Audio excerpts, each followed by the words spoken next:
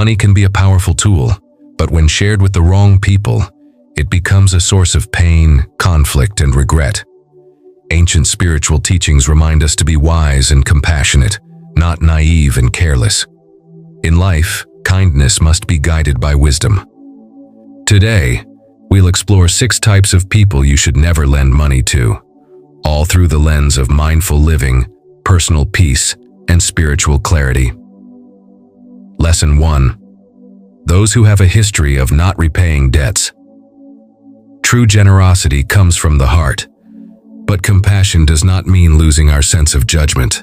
One of the greatest lessons in spiritual practice is learning when to say no, especially to those who repeatedly take but never give back. Lending money to someone who has already shown a pattern of not repaying debts is not an act of kindness. It is a moment where your good intention can be used against you. When we see someone in need, our natural instinct is to help. But if that same person has borrowed from others, made promises and never fulfilled them, then we must step back and reflect. Not everyone who asks is truly in need.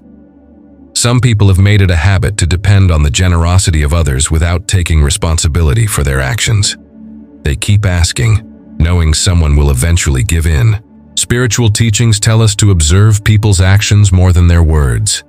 If someone has shown through repeated behavior that they do not honor their commitments, then lending them money is like watering a plant that refuses to grow. It only drains your energy and leaves you with nothing but disappointment. It's important to remember that enabling someone's bad habits is not helping them. It's like handing more alcohol to a man already drunk. If someone owes others, avoids repayment, and keeps moving from one person to another, it shows a deep lack of responsibility. Until that changes, no amount of your money can bring peace or solutions to their life. Kindness must be paired with wisdom. You are not being cruel by saying no. You are protecting your inner peace. You are choosing not to participate in someone else's cycle of carelessness. In fact, by refusing to lend, you may give them the opportunity to face their truth and take real responsibility for their life. Be gentle in your heart, but strong in your boundaries. Let your compassion shine through honesty, not blind giving. In the end, you are not only saving your money, you are saving your peace, your energy, and your ability to help those who truly need it. Lesson 2. Those who lack a clear plan for how they will use the money. It is noble to help someone rise from hardship, but true help means understanding the root of their struggle. Lending money without knowing how it will be used is like pouring water into sand. It disappears without trace, without growth. When someone asks for financial help but cannot clearly explain why they need it or what they will do with it, that is a sign to pause. A clear mind leads to a clear life. If a person is confused about their own needs, your money cannot bring them clarity. It only adds to the chaos. Spiritual wisdom teaches us to help others grow, not just survive for a moment. And real growth comes from intention, planning, and purpose. Without those, money is quickly wasted. Ask gently but firmly, what is the purpose of this money? How will it be used? What is your plan? If the answers are vague or change with every sentence, that is your answer. A person who is not clear in their direction cannot be helped by money. They need guidance, reflection, and responsibility, things no amount of money can buy. When people are in trouble, they may panic. They may grab at any solution, hoping it will fix their situation. But panic decisions are rarely wise ones. If someone does not take the time to think through their actions, lending them money may only delay their learning. Instead of helping them take control, it may give them more room to remain stuck. We are taught not to act from impulse, but from awareness. The same applies to our generosity. A kind heart must always walk hand in hand with a thoughtful mind. Do not feel guilty for asking someone to explain their plans. You are not judging them. You are respecting them enough to believe they can be responsible. If they are not ready for that, then perhaps what they need is not money, but honest conversation and support in other ways. When you lend without clarity, you are not just risking your finances. You are risking your relationship, your peace of mind, and possibly even the person's ability to grow. Help when you can, but only when the help will lead to light, not more confusion. Let your support be meaningful, not blind. In this way, your giving becomes a true act of love, not just charity. Lesson 3. Those who consistently demonstrate poor financial habits. We all make mistakes, but when mistakes become patterns, it becomes a choice. Some people live beyond their means, buy things they don't need, and borrow without thinking. Then, when the consequences come, they run to others for rescue. Lending money to someone with a repeated history of poor financial habits is like throwing a rope to someone who refuses to climb. Money is not the root of peace. It is a reflection of our inner discipline. If a person regularly spends without thought, saves nothing, and depends on others to clean up their mess, then your money cannot change that. It will only feed the pattern.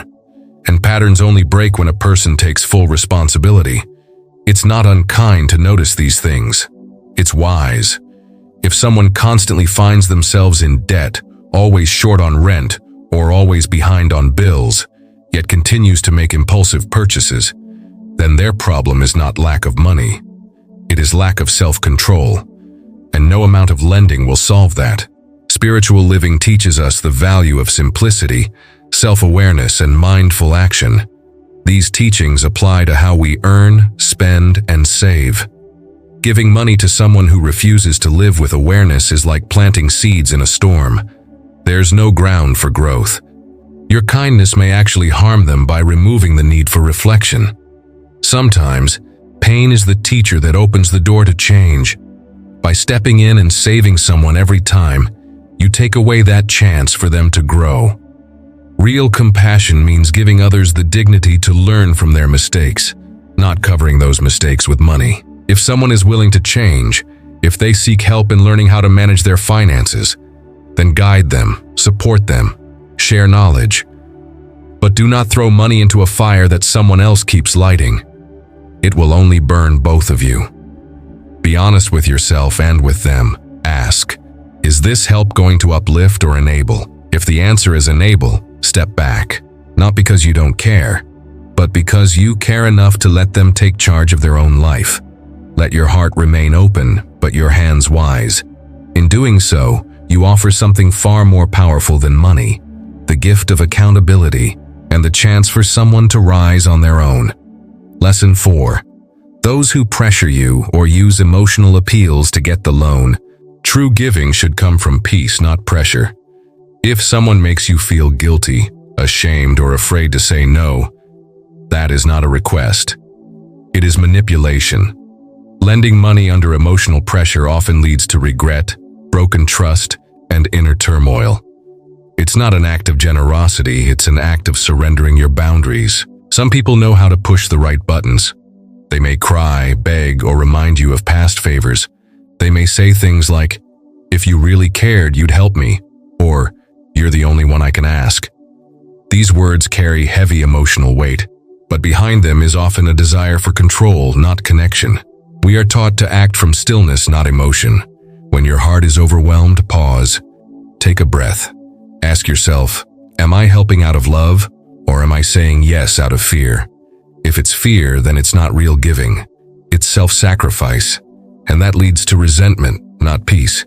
You are not responsible for fixing everyone's problems. Your worth is not defined by how many people you rescue. True compassion honors both your needs and theirs. If helping someone means hurting yourself, financially, emotionally, or mentally, then it's not the right kind of help. Some people have learned to use their pain as power over others. They may exaggerate their struggles or twist the truth. In such cases, your money won't help them. It will only encourage them to continue this pattern. The more they succeed in pressuring others, the less they learn to stand on their own. Set clear boundaries with a calm heart. You can say no with kindness. You can care without giving money. You can offer support, advice, and encouragement without giving in to guilt. When someone truly respects you, they will accept your answer with grace. If they don't, then it reveals their real motive. Let your giving come from a quiet place inside, a place of choice, not pressure. And when you say no, do it with love. Not everyone will understand, but you will know that you are honoring your truth. And that, more than anything, leads to lasting peace. Lesson 5. those who are vague about when or how they will repay you. Clarity is a form of respect. When someone asks to borrow money but offers no clear terms for repayment, it shows a lack of seriousness. Vague promises like, "I'll pay you back soon," or "I'll try to return it when I can," are red flags. These words sound soft, but they leave you with confusion, anxiety, and broken trust. Spiritual practice encourages honesty and mindfulness in all actions. Lending money is not just a gesture, it's a contract of trust. If the person asking cannot even define when or how they will repay, then it shows they have not truly thought it through. That should not be your burden to carry. It is not wrong to expect a plan. It is not greedy to ask for details. In fact, asking for clarity protects both you and the other person from future pain. A good relationship is built on trust, and trust is built on clear communication. When people are vague, they leave room for excuses later. They can say, "I never said when," or "I thought you were okay waiting." This leads to resentment, arguments, and lost friendships, all of which could have been avoided with one honest conversation in the beginning. If someone is serious about repaying, they will make a plan, they will tell you a date, they will explain how. If they cannot do that, then they may not be ready to borrow. And that's okay, it is not your job to fix their uncertainty. We are taught to act with intention. Before giving, ask, "What are the terms? When can I expect repayment? How will it happen?" If these questions are met with silence or vague replies, take that as your answer. Step back. You are not being unkind, you are being aware. Money lent without clarity often becomes money lost. And more importantly, it damages the peace between people. Let your support come with understanding, not only for your sake but for theirs. Because when people are forced to think things through, they grow. And when you honor clarity, you invite truth into all your relationships. Lesson 6. Those who treat your money as a solution to a recurring problem. Some problems are not solved with money. They are solved with change. If someone comes to you again and again, always in crisis, always needing help, then their issue is not temporary. It is a pattern. Lending money to such a person is like pouring water into a leaking bucket. It disappears, and the bucket remains broken. We are guided to look deeper than the surface. When someone repeatedly turns to others for financial rescue, it means they are not addressing the real root of their problems. Whether it's poor choices, lack of discipline, or avoiding responsibility, these are not things money can fix. Only self-awareness can. It may feel cruel to say no, but sometimes the kindest thing you can do is step back. Constantly saving someone from their own life delays their growth. It gives them the illusion that someone will always be there to fix things, so they never feel the need to change. True support is not always saying yes. Sometimes it means letting someone face the consequences of their actions. Only then do they begin to reflect, to seek new paths, and to take ownership of their life. Your role is not to be their safety net forever. It is to love them enough to let them grow. If someone treats money like a bandage, always covering but never healing, then you must be strong enough to let go. Not out of anger, but out of love.